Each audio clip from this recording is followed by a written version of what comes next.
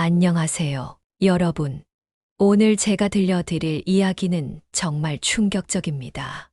70대 할머니가 며느리의 휴대폰에 자신의 이름이 어떻게 저장되어 있는지 알게 된 순간, 그동안 쌓아온 모든 것을 포기하고 완전히 새로운 인생을 시작하게 된 실화입니다. 김순자 할머니는 평생을 가족을 위해 살아왔습니다.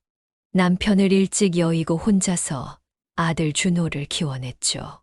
아들이 결혼하고 손녀 소영이까지 태어나자 할머니는 자신의 모든 것을 내어주며 행복해했습니다. 그런데 어느 날 우연히 며느리 은주의 휴대폰을 보게 된 순간 할머니의 세상이 완전히 무너져 내렸습니다. 자신의 이름이 미친년이라고 저장되어 있었거든요. 그것만이 아니었습니다. 며느리가 친구들과 나눈 대화를 보니 할머니를 향한 온갖 모욕적인 표현들이 가득했습니다. 그 순간 할머니는 결심했습니다. 이제 그만하자. 내 인생을 되찾자. 이 이야기가 궁금하시다면 구독과 좋아요, 알림 설정 꼭 부탁드립니다. 그럼 지금부터 김순자 할머니의 놀라운 반전 인생을 들려드리겠습니다. 제 이름은 김순자, 올해 73입니다. 지금 이 이야기를 하는 곳은 제주도의 작은 펜션입니다. 바다가 보이는 이곳에서 저는 지난 3년간 새로운 인생을 살고 있습니다. 하지만 3년 전만 해도 저는 서울 송파구의 한 아파트에서 아들 가족과 함께 살고 있었습니다. 매일 새벽 5시에 일어나 가족들의 아침을 준비하고 7살 손녀 소영이를 돌보며 며느리 은주가 편안하게 재택근무를 할 수 있도록 모든 집안일을 도맡아 했죠. 아들 준호는 대기업에 다니는 평범한 직장인이었고 며느리 은주는 온라인 쇼핑몰을 운영한다며 하루 종일 컴퓨터 앞에 앉아 있었습니다. 저는 그런 며느리가 고마웠어요. 아들에게 잘해주고 예쁜 손녀까지 낳아줬으니까요. 어머니, 정말 고마워요. 어머니가 계셔서 저희가 이렇게 편하게 살 수 있어요. 은주는 늘 이렇게 말했습니다. 처음에는 정말 진심으로 들렸어요. 제가 만든 음식을 맛있다며 잘 먹어주고 가끔은 어머니 고생 많으세요라며 어깨도 주물러주고 했거든요. 그런데 시간이 지날수록 미묘한 변화들이 느껴지기 시작했습니다. 제가 말을 걸면 대답을 건성으로 하거나 제 의견을 무시하는 일들이 잦아졌어요. 어느 날 손녀 소영이가 감기에 걸렸을 때의 일입니다.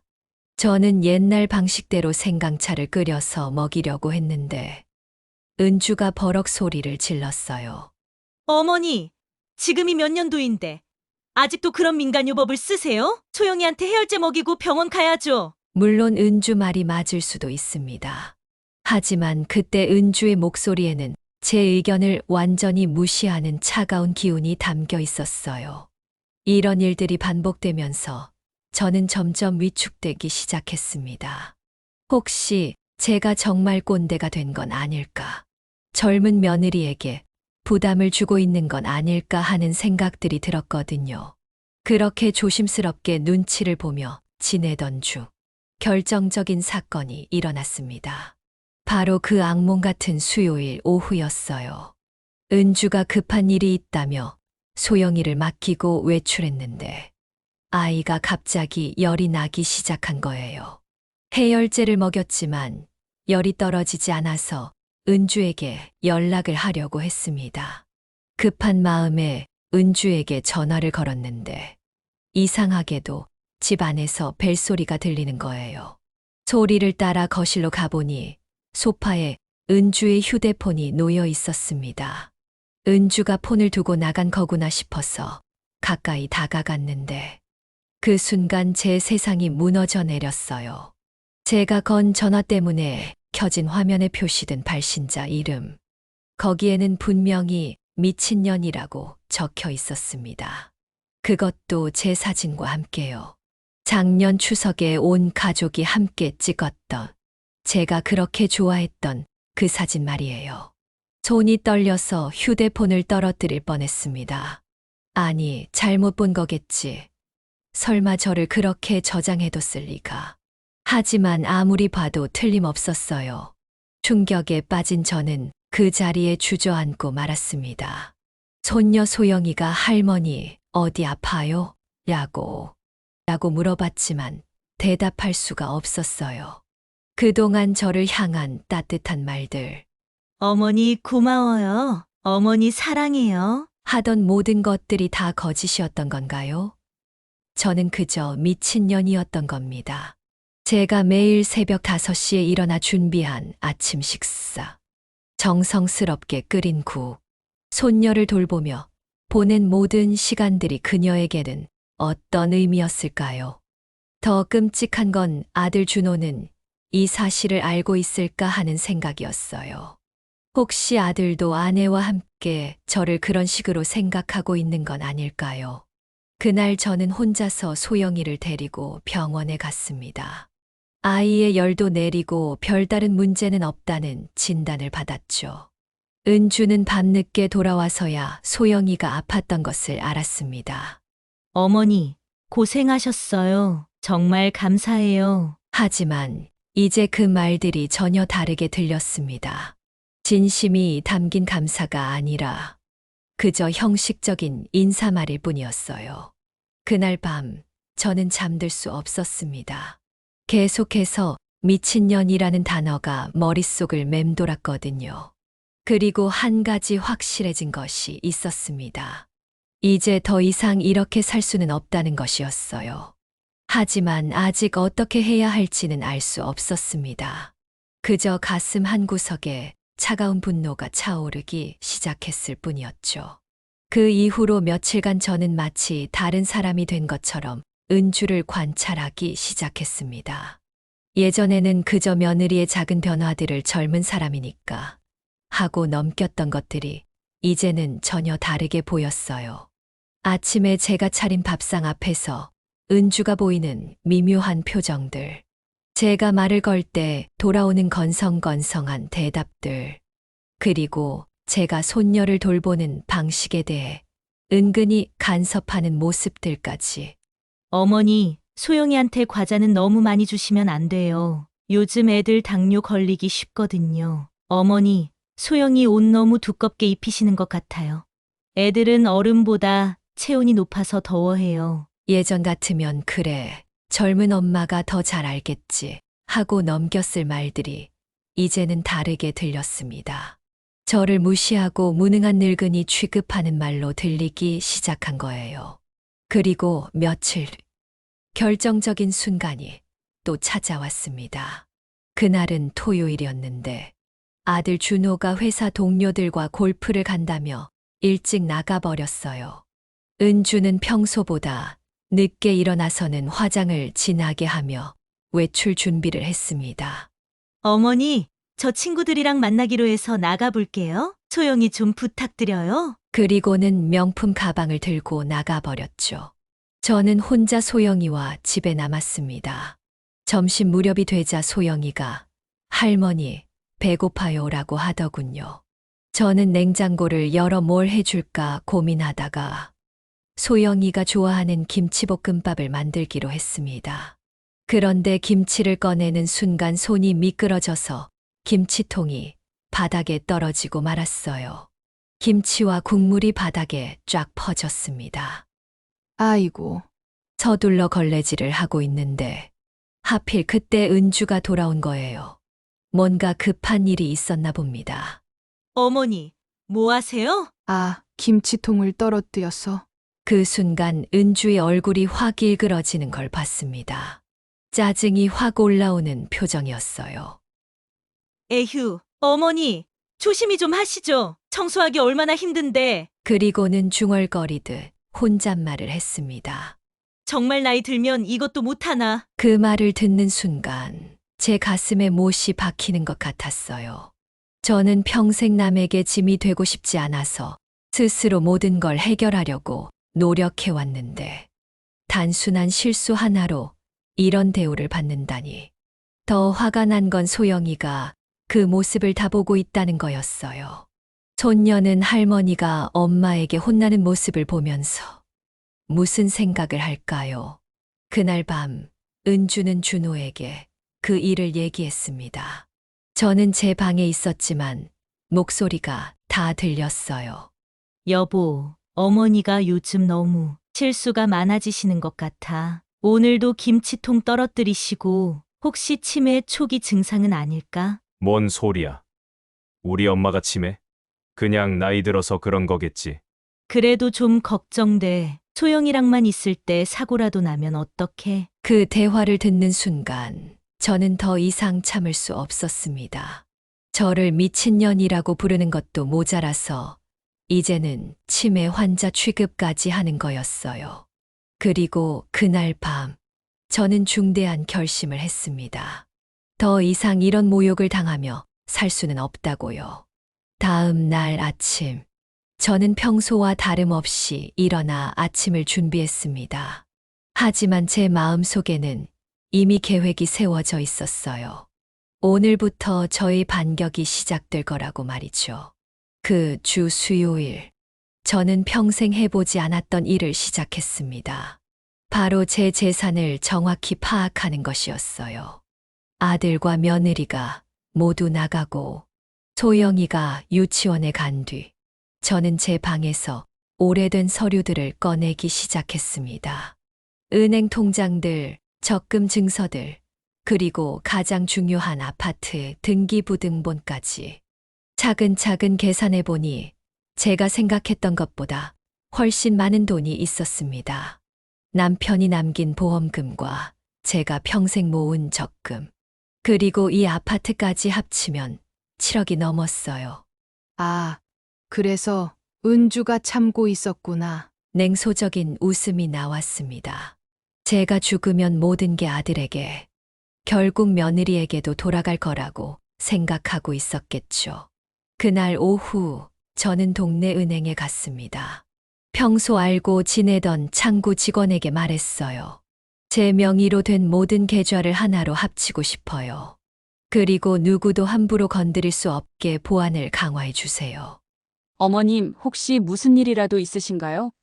아니에요. 그냥 정리하고 싶어서요. 그 다음 날에는 부동산에 갔습니다. 오래전부터 알고 지내던 공인중개사 김 사장님께 조심스럽게 물어봤어요. 사장님, 혹시 우리 아파트 지금 시세가 어떻게 돼요? 아, 여사님 댁요? 요즘 이 단지가 재개발 얘기도 나오고 해서 많이 올랐어요. 한 6억 정도는 될 것 같은데요. 그럼 만약에 급하게 팔아야 한다면 얼마나 걸릴까요? 김 사장님이 의아한 표정을 지었습니다. 급하게요? 혹시 무슨 일이? 아니에요. 그냥 궁금해서요. 가격만 적당히 맞추면 한 달 안에도 가능하죠. 요즘 이 단지 많이 찾거든요. 집으로 돌아오는 길에 저는 마음을 굳혔습니다. 계획은 이미 머릿속에서 완성되어 있었어요. 그날 저녁 식사 중에 은주가 또 한 번 저를 자극했습니다. 어머니, 요즘 깜빡깜빡 하시는 게 많아지신 것 같아요. 어제도 가스불 끄는 걸 깜빡하셨고, 무슨 소리야.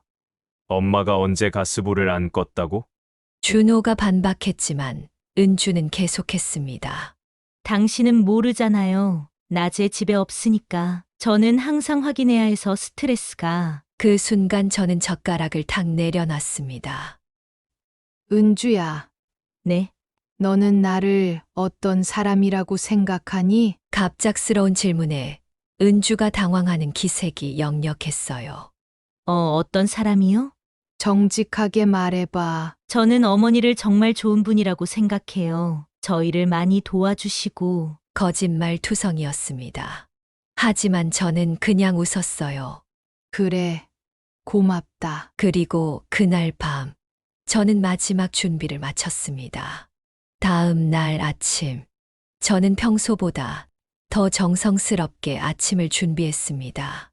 준호가 좋아하는 북어국에 은주가 좋아하는 계란말이까지. 마지막이 될지도 모르는 식사였으니까요. 어머니, 오늘 음식이 특히 맛있네요. 준호가 밝게 웃으며 말했습니다. 저는 그런 아들을 바라보며 마음이 아팠어요. 아들은 정말 아무것도 모르고 있었거든요. 그래. 많이 먹어라. 식사를 마친 후 준호와 은주가 나가고 소영이도 유치원에 보낸 뒤 저는 드디어 움직이기 시작했습니다. 제 인생을 되찾기 위한 작전의 시작이었어요. 먼저 제가 향한 곳은 시내에 있는 대형 은행이었습니다. 평소 거래하던 동네 은행이 아닌 아무도 저를 모르는 곳이었어요. 안녕하세요.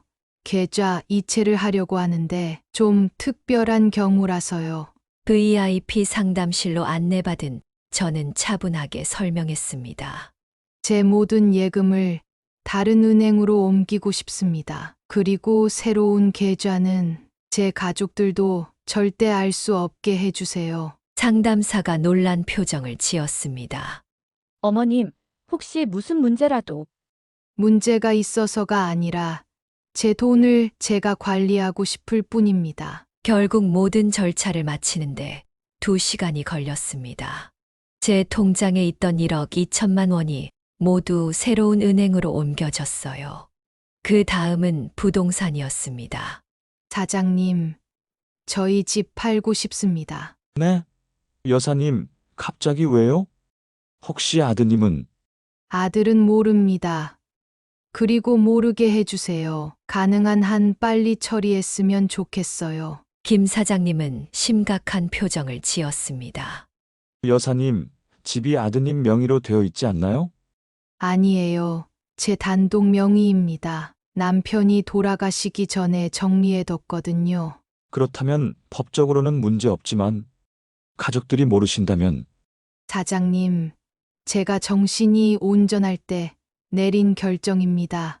부탁드려요. 결국 사장님은 매물로 내놓기로 했습니다. 시세보다 조금 낮게 가격을 책정해서 빨리 팔릴 수 있도록 했어요. 집으로 돌아오는 길에 저는 이상하게 후련했습니다. 수십 년 만에 제 의지로 뭔가를 결정한다는 느낌이었어요. 그날 저녁, 평소와 다름없이 저녁을 준비하고 있는데 은주가 들어왔습니다. 어머니, 오늘 어디 다녀오셨어요? 왜? 아, 그냥 평소보다 기분이 좋아 보이셔서요. 예리한 여자였습니다. 하지만 저는 아무렇지 않게 대답했어요. 병원에 다녀왔어. 건강검진 받으러. 아, 그러셨구나. 결과는 어떠셨어요? 나이에 비해 건강하다고 하더라. 그날 밤 준호가 퇴근 후 가족회의를 열자고 했습니다. 엄마, 우리 이번 휴가 때 제주도 여행 어때? 소영이도 바다 구경시켜주고. 좋지. 아들아, 그런데 엄마, 최근에 좀 피곤해 보이시는데 괜찮으세요? 은주가 끼어들었습니다. 맞아요, 어머니. 요즘 자꾸 깜빡깜빡 하시고. 혹시 병원에서 정밀 검사라도 받아보시는 게 어떨까요? 그 순간 저는 깨달았습니다. 은주가 저를 치매 환자로 몰아가려고 한다는 것을요. 그렇게 되면 저희 재산 관리 능력에 문제가 있다고 주장할 수 있을 테니까요. 은주야. 나는 아직 정정해. 걱정 안 해도 돼. 하지만 어머니, 됐어. 저는 단호하게 말했습니다. 그리고 속으로 생각했어요. 곧 너희가 진짜로 놀라게 될 거야. 그 주 금요일 김 사장님에게서 전화가 왔습니다. 여사님, 벌써 매수자가 나타났어요. 현금 거래를 원하신다고 하니 다음 주에 계약하시면 될 것 같은데요. 정말요? 이렇게 빨리요? 네, 조건이 좋아서 금세 연락이 왔어요. 드디어 때가 왔습니다. 제가 은주와 준호에게 진실을 말할 때가요. 그날 저녁, 저는 평생 해본 적 없는 특별한 저녁을 준비했습니다. 호텔에서나 먹을 법한 정성스러운 코스 요리를요. 어머니, 오늘 무슨 특별한 날인가요?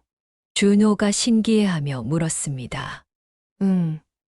특별한 날이야. 너희에게 중요한 얘기가 있어서. 은주의 눈이 반짝였습니다. 분명 좋은 소식이라고 생각했을 거예요. 하지만 그녀가 들을 이야기는 전혀 다른 것이었습니다. 식사가 끝나고 모두가 거실로 모였을 때 저는 천천히 입을 열었습니다. 준호야, 은주야, 오늘 너희에게 꼭 해야 할 말이 있어. 두 사람 모두 기대에 찬 표정으로 저를 바라봤어요. 아마 재산 얘기나 앞으로 더 많이 도와주겠다는 말을 기대했겠죠. 먼저 은주야, 너에게 물어볼 게 있어. 네, 어머니. 너는 나를 어떻게 생각하니? 정말 솔직하게 말해봐. 은주가 당황하며 말을 더듬었습니다. 저는 어머니를 정말 존경하고 그만해. 저는 차분하게 손을 들어 은주의 말을 멈췄습니다.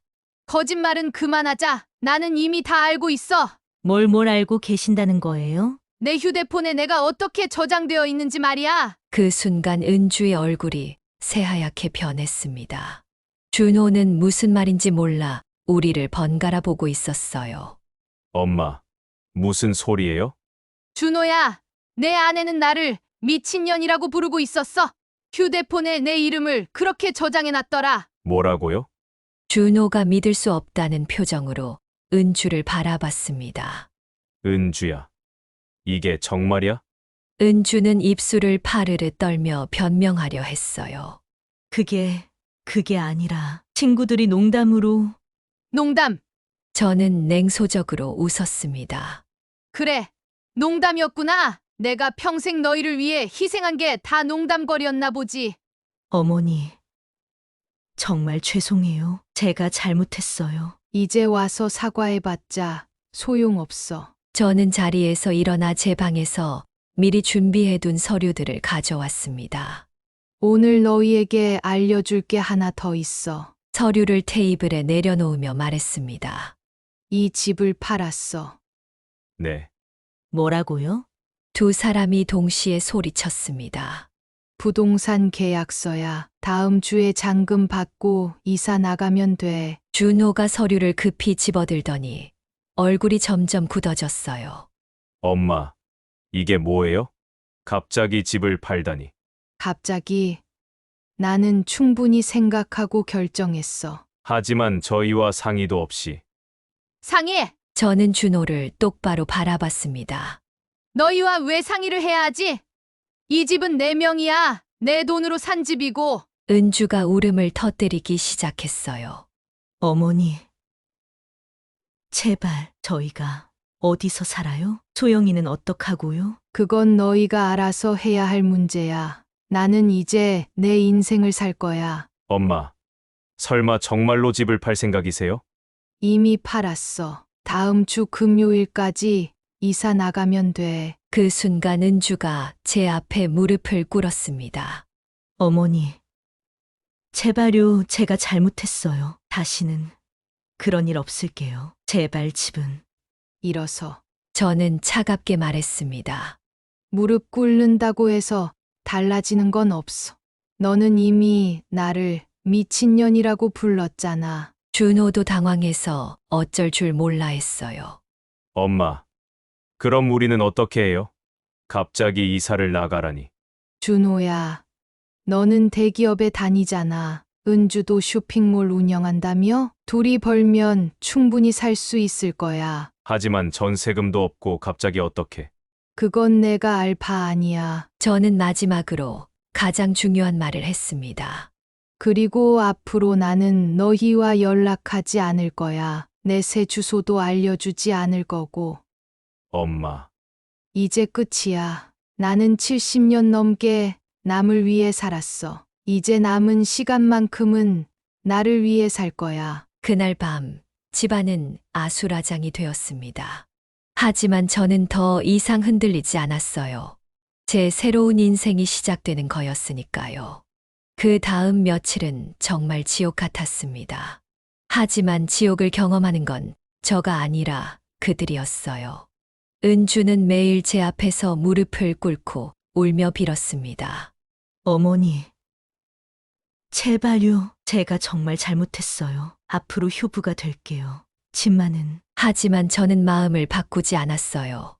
은주야, 이미 늦었어. 너는 나를 미친년이라고 불렀잖아. 준호도 회사에서 일찍 들어와 저를 설득하려 했습니다. 엄마, 저희가 잘못했어요. 하지만 소영이 생각해서라도 소영이는 너희가 알아서 키워야지. 나는 이제 할머니 역할도 그만둘 거야. 그들이 가장 당황한 건 제가 은행에서 모든 돈을 빼서 다른 곳으로 옮긴 걸 알았을 때였어요. 엄마, 통장이 다 비어 있어요. 당연하지. 내 돈인데 내가 가져갔어. 그럼 저희는 정말 어떻게 살아요? 너희끼리 알아서 해. 준호가 절망적인 표정으로 물었습니다. 엄마, 정말 한 푼도 안 도와주실 거예요? 응. 한 푼도도. 그 순간 은주가 본색을 드러냈어요. 이게 뭐예요? 지금까지 어머니 모시고 산 게 아무것도 아니라는 거예요? 모셨다고? 저는 차가운 웃음을 지었습니다. 너는 나를 모신 게 아니라 내 돈을 모신 거잖아. 그게 아니라 그럼 뭐야? 나를 미친년이라고 부르면서 모셨다는 거야? 은주가 할 말이 없어 입을 다물었어요. 준호는 마지막으로 감정에 호소해 봤습니다. 엄마, 그래도 저는 어머니의 아들이잖아요. 혈육이잖아요. 혈육. 저는 준호를 쳐다봤습니다. 혈육이면 왜 내 아내가 나를 그렇게 부르는 걸 몰랐니? 아니면 알고도 모른 척 했니? 저는 정말 몰랐어요. 그럼 더 한심하네. 내 아내가 시어머니를 어떻게 대하는지도 모르고 살았다는 거잖아. 그날 저녁 준호와 은주는 심각한 대화를 나눴습니다. 저는 제 방에 있었지만 다 들렸어요. 은주야, 정말 어머니를 그렇게 저장해뒀어?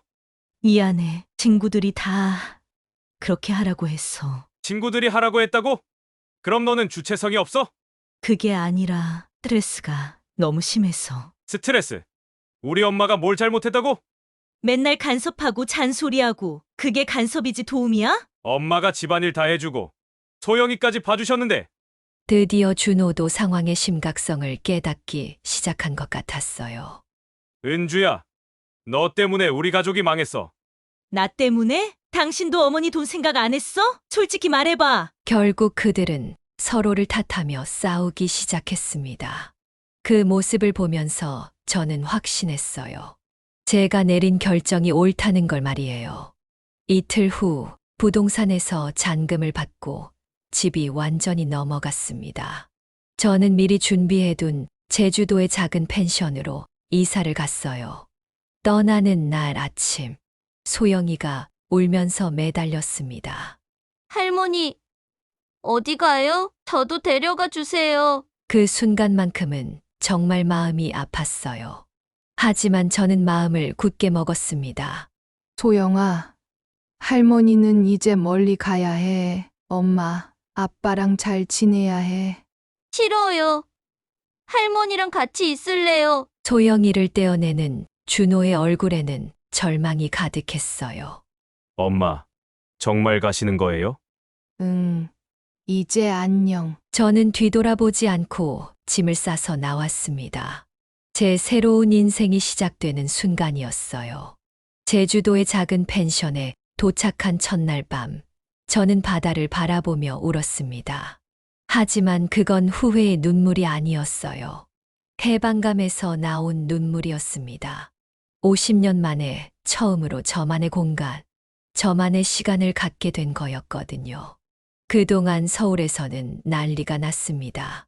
제 동생을 통해 들은 이야기예요. 준호와 은주는 당장 갈 곳이 없어서 준호 회사 동료 집에 얹혀 살기 시작했다고 합니다. 좁은 원룸에 세 식구가 지내니까 매일 싸움이 끊이지 않았대요.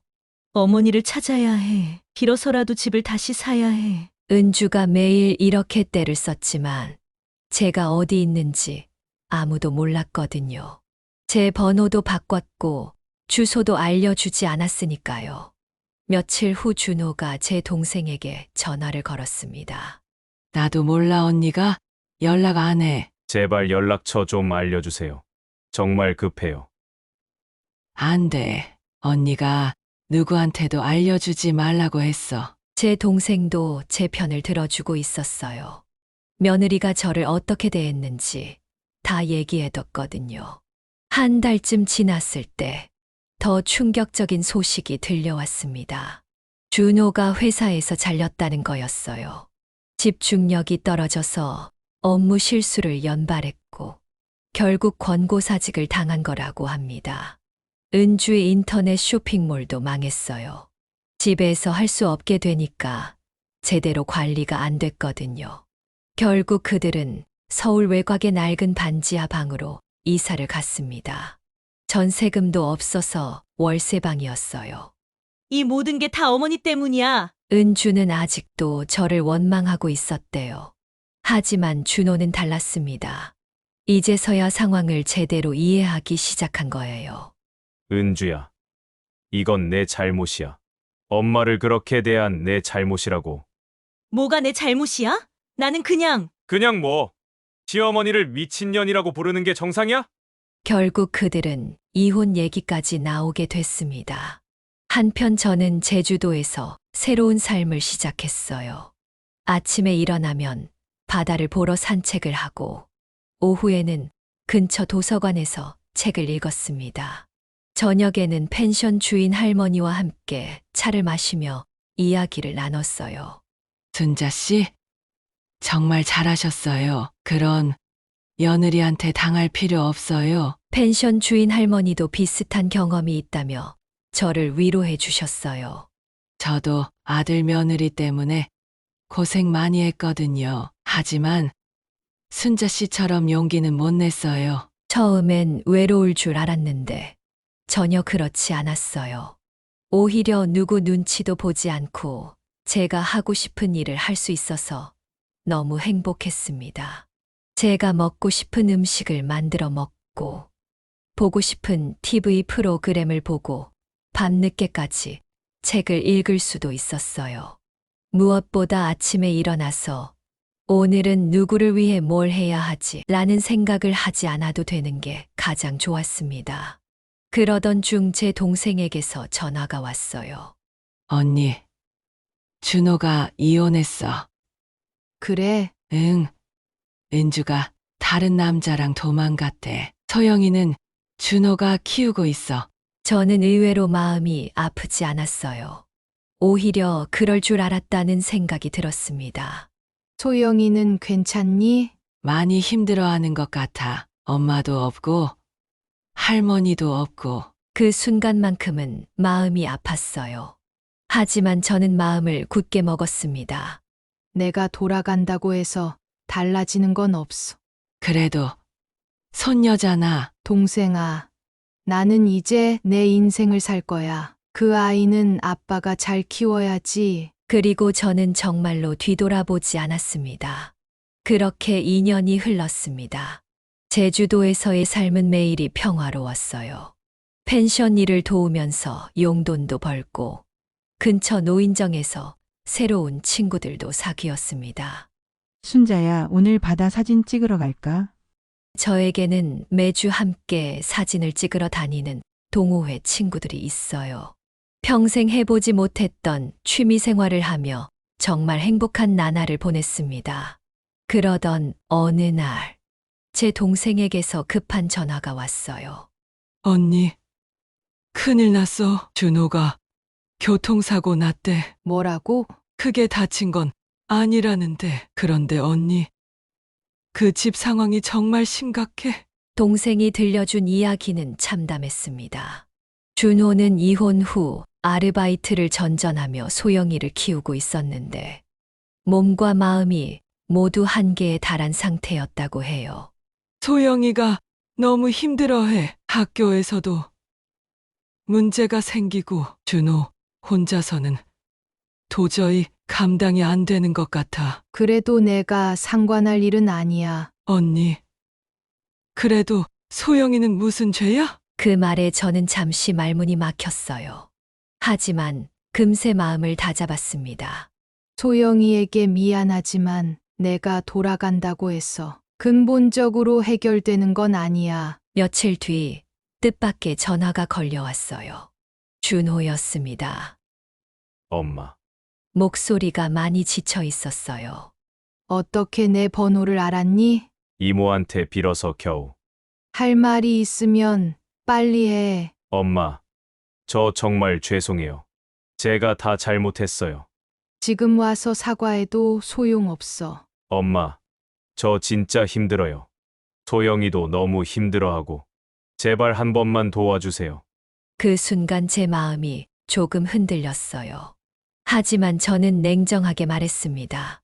준호야, 내가 지금 힘든 이유가 뭔지 알아? 내가 엄마보다 아내를 택했기 때문이야. 엄마가 모욕당하는 걸 보고도 모른 척했기 때문이야. 엄마, 저 정말 몰랐어요. 몰랐다는 게 변명이 될까? 내 아내가 시어머니를 어떻게 대하는지 몰랐다는 게 준호가 울음을 터뜨렸어요. 엄마, 제발요 소영이 때문에라도. 소영이는 내가 책임져야 할 아이야. 나는 이미 내 역할을 다 끝냈어. 엄마, 그리고 준호야, 다시는 내게 연락하지 마. 나는 이제 내 엄마가 아니야. 저는 그렇게 말하고 전화를 끊었습니다. 그날 밤, 저는 바다를 바라보며 많은 생각을 했어요. 정말 내가 너무 냉정한 걸까? 손녀가 힘들어하는데 모른 척하는 게 맞는 걸까? 하지만 결론은 같았어요. 내가 돌아간다고 해서 근본적인 문제가 해결되지는 않는다는 것. 준호는 스스로 책임을 져야 하고, 그래야만 진짜로 철이 들 거라는 것. 몇 달 후 동생을 통해 들은 소식은 다행히 조금 나아졌다는 것이었어요. 준호가 새 직장을 구했대. 작은 회사지만 정규직이고 소영이도 아빠와 단둘이 사는 것에 적응하기 시작했다고 해. 다행이네. 그런데 언니, 준호가 그러더래. 이제야 어머니가 얼마나 고생하셨는지 안다고. 늦었어. 그래도 동생아, 나는 정말 행복해. 여기서 내 인생을 살고 있어. 그건 진심이었어요. 저는 정말로 행복했습니다. 70년 넘게 남을 위해 살았던 제가 처음으로 저 자신을 위해 사는 시간이었거든요. 그리고 무엇보다 다시는 누구에게 미친년이라고 불리지 않아도 되는 곳에서 살고 있다는 게 가장 큰 행복이었습니다. 지금은 그 일이 있은 지 3년이 지났습니다. 저는 여전히 제주도에서 행복하게 살고 있어요. 아침에는 바다를 보며 산책하고, 오후에는 펜션 손님들을 도우며, 저녁에는 동호회 친구들과 시간을 보냅니다. 얼마 전에는 제가 찍은 사진들로 작은 전시회도 열었어요. 새로운 시작이라는 제목으로요. 많은 분들이 와서 제 사진을 보고 정말 자유로워 보인다고 말씀해 주셨습니다. 그 말이 맞아요. 저는 정말 자유로워졌거든요. 더 이상 새벽 5시에 억지로 일어나서 남의 아침을 준비할 필요도 없고, 누군가의 눈치를 보며 말을 조심할 필요도 없어요. 무엇보다 미친년이라고 불릴 걱정을 하지 않아도 됩니다. 가끔 동생을 통해 들려오는 준호와 소영이 소식은 점점 나아지고 있다고 해요. 준호는 이제 혼자서도 소영이를 잘 키우고 있고, 소영이도 아빠와의 생활에 적응했다고 합니다. 언니, 준호가 그러더래. 이제야 어머니가 얼마나 대단한 분이었는지 안다고. 그래. 늦게나마 깨달았네. 그리고 소영이가 할머니 그림을 그렸다는데 바다 옆에서 웃고 있는 할머니를 그렸대. 그 말을 들었을 때는 잠시 마음이 뭉클했어요.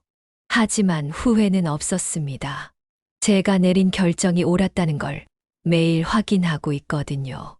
어제는 동호회에서 새로 오신 할머니 한 분이 저에게 이런 말씀을 하셨어요. 순자 씨는 정말 용감하세요. 저는 아직도 며느리 눈치 보며 살고 있는데. 용감한 게 아니라 필요한 선택이었어요. 존중받지 못하는 곳에서는 떠나는 게 맞아요. 그 할머니께서 제 이야기를 듣고는 저도 용기를 내봐야겠어요. 라고 하시더라고요. 그때 깨달았어요. 제 이야기가 누군가에게는 용기가 될 수 있다는 것을요. 저는 더 이상 누구의 엄마도, 누구의 시어머니도, 누구의 할머니도 아닙니다. 그냥 김순자예요. 75세의 김순자. 그리고 이 김순자는 매일이 행복합니다. 오늘도 저는 바다를 바라보며 커피를 마시고 있어요. 햇살이 바다에 반짝이는 모습을 보면서 제가 얼마나 현명한 선택을 했는지 다시 한번 확신합니다. 며느리가 제게 준 선물이 있다면 바로 이 깨달음이에요. 제가 미친년이 아니라는 것, 그리고 존중받을 가치가 있는 사람이라는 것을요. 그분들 덕분에 저는 진짜 인생을 찾을 수 있었거든요. 여러분, 김순자 할머니의 이야기 어떠셨나요? 때로는 용기 있는 결단이 새로운 인생의 시작이 될 수 있다는 걸 보여주는 이야기였습니다. 나이가 들었다고 했어. 가족이라는 이유로 모든 걸 참고 살 필요는 없다는 메시지를 전하고 싶었어요. 조금이라도 이 이야기가 여러분에게 용기나 위로가 되었다면 좋겠습니다. 이런 시니어분들의 진솔한 이야기가 더 듣고 싶으시다면 구독과 좋아요, 알림 설정 꼭 부탁드려요. 여러분의 응원이 더 많은 이야기를 전할 수 있는 힘이 됩니다. 다음에도 더 감동적이고 생각해 볼 거리가 많은 이야기로 찾아뵙겠습니다. 시청해 주셔서 감사합니다.